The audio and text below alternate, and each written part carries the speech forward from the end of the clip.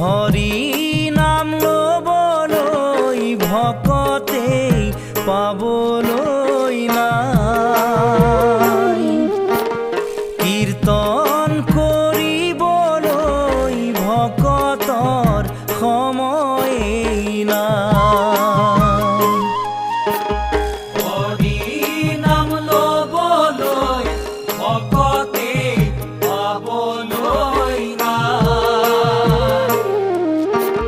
কীৰ্তন কৰিবলৈ ভকতৰ সময়েই নাই।